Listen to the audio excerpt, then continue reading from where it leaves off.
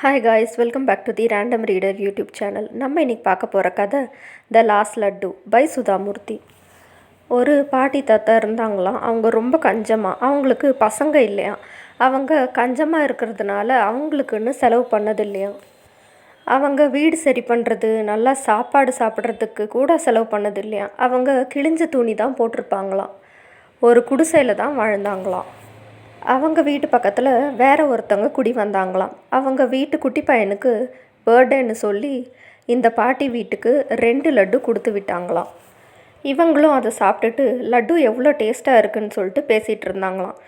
அந்த தாத்தா எனக்கும் இன்னும் இதே மாதிரி லட்டு சாப்பிட்ணுன்னு சொல்லிட்டு வீட்டில் செய்ய சொன்னாராம்.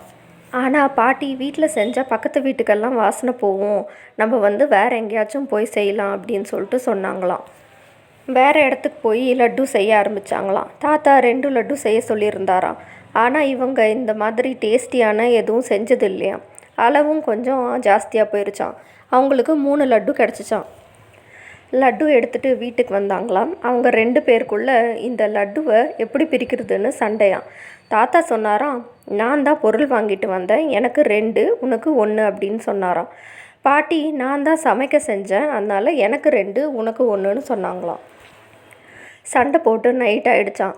தாத்தா சொன்னாராம், சரி நம்ம 2 பேரும் பேசாமல் இருக்கலாம், ஃபஸ்ட்டு யார் இந்த ரூலை பிரேக் பண்ணுறாங்களோ அவங்களுக்கு 1 லட்டுன்னு சொன்னாராம். அதே மாதிரி பேசாமல் இருந்தாங்களாம். 2 நாள் ஆச்சான். வீட்டில் இருந்து எந்த சத்தமுமே வரலையாம். பக்கத்து வீட்டுக்காரங்க கதவை தட்டினாங்களாம். கூரை வழியாக உள்ளே வந்தாங்களாம். 2 பேரும் கீழே படுத்து கிடந்தாங்களாம். பார்க்க அவங்க செத்து போயிட்ட மாதிரி இருந்துச்சான். ஊரில் இருக்கவங்க எல்லாரும் இவங்க சொத்தெல்லாம் எங்கே இருக்கும்னு சொல்லிட்டு பேசிகிட்டு இருந்தாங்களாம். இவங்கள எரிக்க கொண்டு போனாங்களாம். அப்பவும் அவங்க பேசவே இல்லையாம். நெருப்பும் வச்சுட்டாங்களாம். பாட்டி சூடு தாங்காமல் நீ தான் ஜெயிச்சிட்டேன்னு சொல்லிட்டு கத்திட்டே ஓடிட்டாங்களாம்.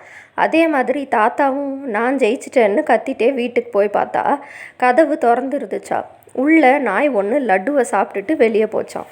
இந்த கதை பிடிச்சிருந்தா லைக் பண்ணுங்கள், ஷேர் பண்ணுங்கள். த ரேண்டம் ரீடர் யூடியூப் சேனலை சப்ஸ்கிரைப் பண்ணுங்கள். பக்கத்தில் இருக்க பெல் ஐக்கனையும் கிளிக் பண்ணிடுங்க. தேங்க்யூ.